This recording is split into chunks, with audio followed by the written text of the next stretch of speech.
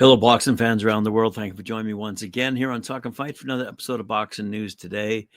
And y'all know the result, right? We saw Tyson Fury box Oleksandr Usyk for the undisputed heavyweight title. So it is mired in controversy already.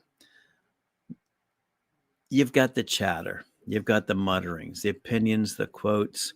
Let's go through a couple of them. What I've heard, what you've seen. Derek Chisora, immediately after the fight, saying that was the slowest count he's ever heard. Then, of course, you have to reckon whether or not, given the ref had counted to the number 8 and allowed Tyson Fury to get back on his feet and go back into the fight, he was saved by the bell. I'm not saying Oleksandr Usyk won, but the result is he did win. So let's go with that. And let's see what someone else has to say about this matter, because I had mentioned last week about this whole undisputed affair, quite frankly, going back to the days of Lennox Lewis. So a chap by the name of Bob Newman writes, with respect to the heavyweight title and its undisputed nature, shall we say, now being passed on for the time being, another controversy regarding the IBF for the time being, over to Oleksandr Usyk. So here's what Bob Newman has to say. The process has included claims that the winner would have been the first undisputed heavyweight champ in 25 years, or since Lennox Lewis defeated Evander Holyfield in their rematch for the WBC, WBA, IBF titles. That win, however, meant Lewis was the unified champ at heavyweight, but not undisputed. That's because the reigning WBO champ at the time was Vitaly Klitschko.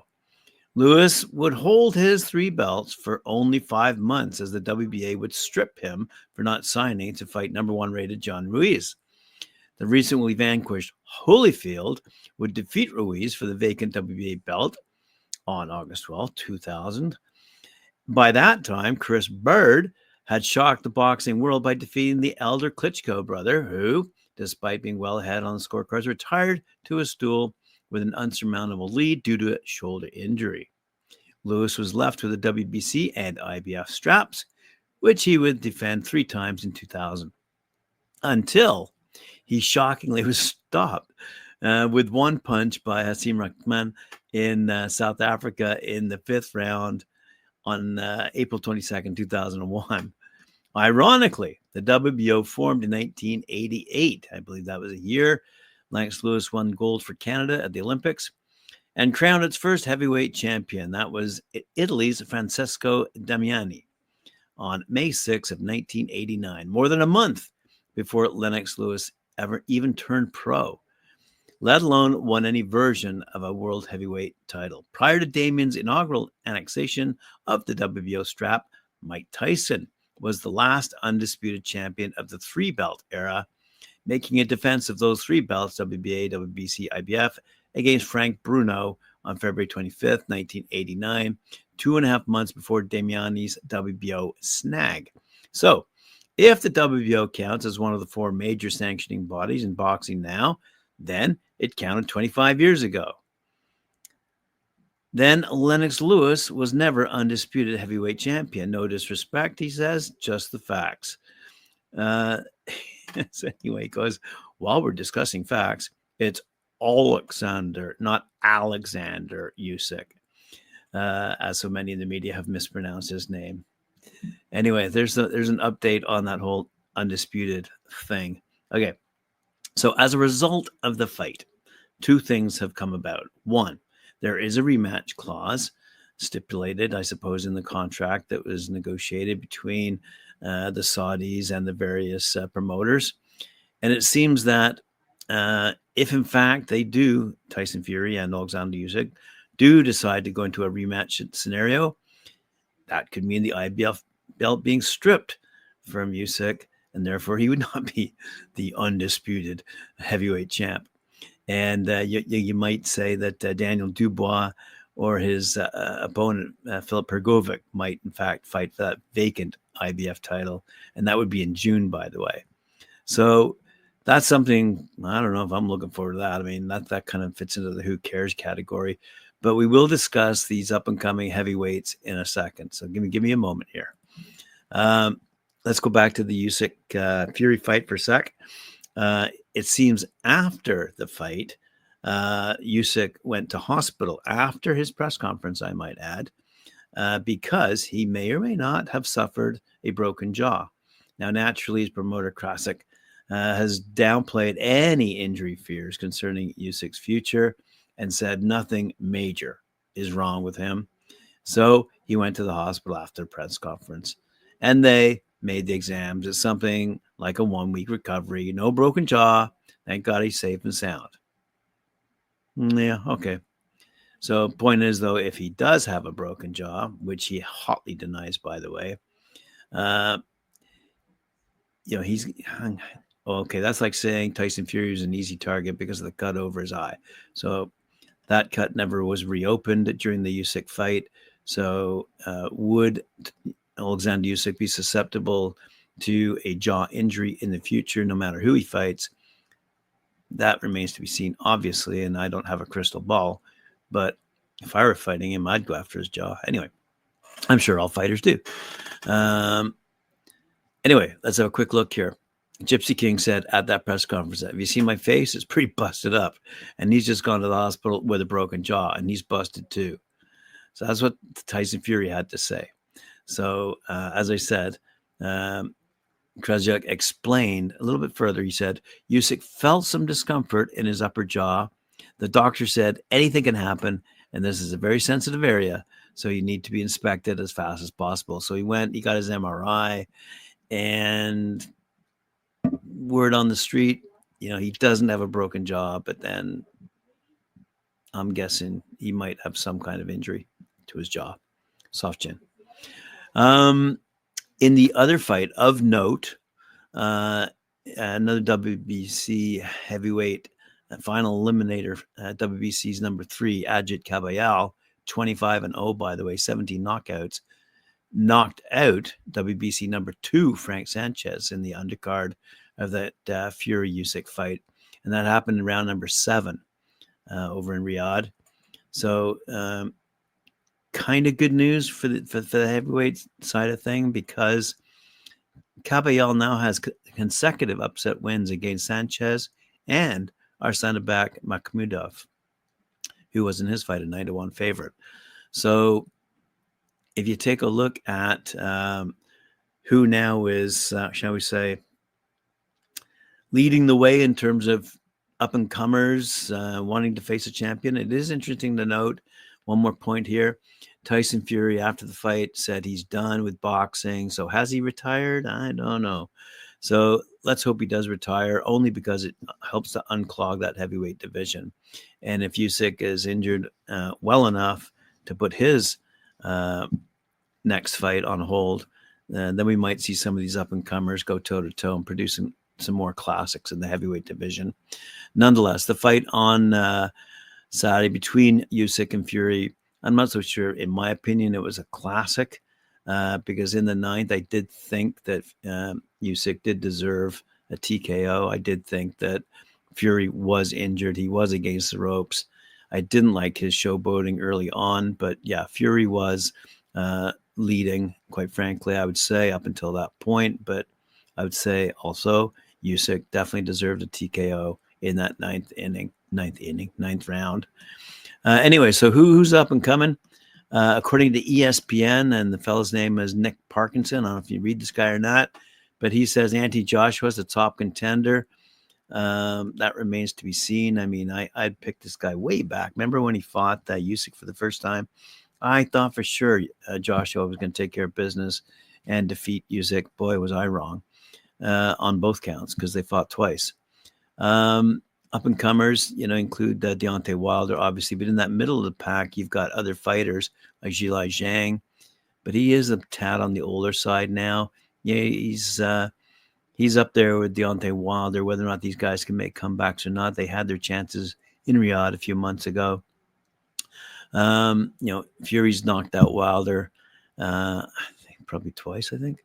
Hellenius, I'm not sure he's in the mix, quite frankly, but you never know. Joseph Parker could be in that mix. I mean, he's pretty good. He's a big boy. He's pretty good. I like him, but is he in that mix? And again, let's go back to Agit Kabayel. Really, as this writer said, he says he dropped Sanchez first with a 2-punch body combination, then a stabbing left jab for the knockout. But Sanchez offered a limited threat, and there are bigger punchers in the division than the 31-year-old Kabayel. We have Andy Ruiz, we have Jarrell Big Baby Miller, who will meet in a heavyweight contender on August 3rd. But they've fallen in the rankings lately for obvious reasons. We have Filip Hrgovic from Croatia. Another fighter's failed to convince recently. Perhaps he's been treading carefully while waiting for the mandatory at the IBF side of things. As we all know, he was involved in, quote unquote, a snoozer of a fight last August against Dempsey McKean, and then hardly broke a sweat against veteran Mark Demori. But he did have that decision win over Zhang in 2022, but that was a bit controversial as well. So Hrgovic is in the mix as well. Next generation fighters leading the pack, without a doubt. Jared Anderson out of America at 17-0. He still has to fight yet a really decent fighter. Let's be honest, he does, and see how he fares. He's only 24 years old though, and he already has top 5 rankings within 3 of the 4 governing bodies. And I think realistically that leaves us with guys like Daniel Dubois, Moses Totuamo, Fabio Wardley, Fraser Clark, chaps like this, up-and-comers, I suppose, who are on the outside looking up right now. But anyway, just a rundown of the heavyweights for you, and a bit of news on the side, and a bit of opinion and rumors and chatter that's going on right now. It's good to see that Gervonta Tank Davis Benavidez pay-per-view undercard's been finalized. We're going to see super lightweight Gary Antoine Russell, 17-0, 17 knockouts, take on former WBA champ Alberto Puello. He's 22-0, 10 knockouts for the vacant WBC interim title at 140 pounds. And the newly elevated WBC middleweight champ Carlos Adames, he's 23-1, 18 knockouts. He's going to go toe-to-toe against Terrell Guasha. All right, so that's the pay-per-view opener. So this is when Tank Davis is going to defend his WBA lightweight title against Frank the Ghost Martin, while David Benavidez makes his 175-pound debut against former light heavyweight champ Oleksandr the Nail Govdik in a matchup for the WBC interim light heavyweight title. So there you go. So finally that undercard has been announced, and that's going to be a pretty good fight as well, featuring, as I said, Tank Davis and David Benavidez in separate fights, of course, but nonetheless, both for titles. Anyway, oh yes, one of my favorite fighters, Steve Claggett. WBO junior welterweight champion Teofimo Lopez, 20-1, 13 knockouts, will defend his world title against Steve the Dragon Claggett, 38-7-2, 26 knockouts. That's going to take place on Saturday, June 29th. At the James L. Knight Center in downtown Miami, Florida. It's a 10-round featherweight co-feature. We're going to see former WBO world champ and 2-time Olympic gold medalist Robeisy Ramirez, 13-2. He's going to return against Brandon Benitez, 21-2. The 6-round televised opener sees middleweight prospect Nico Ali Walsh, we've mentioned him often, 10-1, attempt to avenge his only pro defeat in a rematch against Sona Akali. He's 9-1. Okay, so that Teofimo Claggett Ramirez Benavidez, Ali Walsh Akali will be broadcast live on ESPN. Said Bob Arum, Teofimo Lopez is among the most electrifying fighters in the sport, and I know he's motivated to put on a show against a very tough challenger in Steve Claggett. Robeisy Ramirez wants to become a 2-time world champion, and the road back starts in his adopted hometown. Nico Ali Walsh has been asking for the Akali rematch from the moment the judge's decision came back after their first fight, and now he has a chance for revenge. Thank you, Bob. All right, let's go back to ESPN for a sec. Andres Hales reporting that the first international signee of Jake Paul, who, by the way, should I mention, heavyweight? Anyway, Jake Paul's company, Most Valuable Promotions, has signed an international boxer. And this chap will feature on the undercard of Jake Paul's fight on July 20th against Mike Tyson. India's Niraj Goyat, 18-4-2, 8 knockouts, will compete for the first time under the MVP banner against Brazilian superstar Whindersson Nunes in a 6-round super middleweight bout contested at 165 pounds. Goyat, he's 32 years of age, is the first Indian fighter to make the WBC World Rankings and is recognized as one of the best boxers in the country. Keeping in mind, you're talking about 1 billion people over there. He utilized a social media campaign earlier this year in an effort to land a fight with Paul, but instead found himself signing with Paul's promotion company. Goyat has over 1 million followers on Instagram and has appeared on Indian television and Bollywood movies. Shall we say a name to watch? In that whole names to watch category, I'm looking forward to this fight. It's a decent rematch as well. Mainly will appeal to the Scottish versus English boxing fans out there. Josh Taylor and Jack Catterall are about to go toe-to-toe, and they've waited over 2 years to settle their little grudge. And this weekend, they're going to go at it. Scotland's Taylor was fighting on home turf when he won a hotly contested decision against Catterall in February 2022, with most observers saying the Englishman was hard done by. So a rematch has been delayed multiple times, most recently ahead of a planned April date when Taylor suffered an injury. But the Scot and Catterall are finally due to clash again this weekend, Saturday night. Since that first fight, by the way, Taylor has fought and lost once, dropping his final world title to Tifon Lopez last year after vacating and being stripped of his other belt. Meanwhile, Catterall has picked up 2 wins. So that's, in my humble opinion, is going to be a pretty decent fight, said Josh Taylor. Sorry, hang on. Let's go back a step. Says Catterall, I want to knock Josh Taylor out cold. Jack Catterall believes that a win over arch nemesis Josh Taylor at the First Direct Arena in Leeds will springboard him towards a long-awaited world title shot in the competitive super lightweight division. The bitter rivals finally rematch in a huge showdown this weekend on DAZN in the UK and around the world on ESPN+. And Catterall, 28-1, says a comprehensive win over the former undisputed 140-pound ruler Taylor will prove that he belongs on the big stage. He went on to say, I think we've had 2 years since that fight when I've matured in and out of the ring. I've been doing a lot of developing. I think it's my time now to prove that I do belong in these big fights. Once I beat Josh, I'll go on and win a world title. Wow.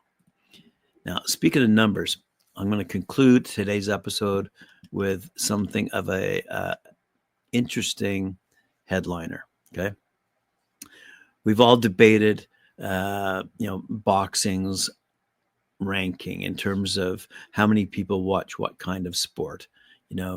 Is the National Football League soccer/football, cricket, golf, tennis. There's a whack of sports that are played globally, and there's a whack that are available on pay-per-view. Perhaps the MMA, UFC, in terms of combat sports, challenge most heavily with boxing. But it was really interesting to note this particular fact. Well, okay, fact, not really. But Oleksandr's victory over Tyson Fury was watched by at least 20 million people using illegal streams, costing TV rights holders around 95 million pounds. So this was an online intelligence company called YieldSec. And it seriously evidenced 2,000 different streaming locations broadcasting the fight from Riyadh, with 18% of those watching illegally from the UK. Now, I was flipping back and forth between the to hear the different commentators, quite frankly, and how they were reacting to each round. Sky Sports, TNT Sports, and DAZN. And it was interesting, from my perspective, it was interesting to hear all the different comments that they were making in terms of who was winning and who was losing. But anyway, so going back to those 4 million people from the UK, it says yield sex analysis shows that 45% of illegal streaming took place in Europe, 25% in North America, and 16% in Asia. Okay, might have been illegal to do so, to watch illegally, but at the end of the day, it shows that boxing does have a massive audience around the world, and that should be taken into account with respect to these pundits who say that, you know, UFC and or MMA or any other sport legitimately is bigger, or if not more popular than boxing. My money's on boxing in terms of how popular it is around the world, whether in the amateur ranks or professional ranks. You take a look at a continent like Africa, a continent like Asia, a continent like Australia. It is immensely popular in those continents, not to mention, of course, North America, South America, Central America, and Europe. You take all these continents and territories into place and put them all together, and you've got a ton million of fans watching boxing. All right, I'm hoping for a rematch, and yeah, and I think Robicio will get a rematch against Rafael Espinoza as well. Thanks very much for joining our chat there. At the end of the day, you know, who really cares about the IBFs and the WBOs and all that kind of stuff? It's realistically, well, I think Tyson Fury's proven it. It's about the money, isn't it? The 100 million quid he got for that fight. You know, and the showboating he did. I mean, it was obvious. I'm not so sure he took it that seriously. Perhaps he did. And has he retired? Perhaps he has. And at the end of the day, I hope he has, not because I don't like him, but because it just unclogs that heavyweight division. All right, boxing fans, appreciate you joining me. And remember to like, share, subscribe, hit that notification bell for me. Join me, watch me often on talkinfight.com, and make me rich.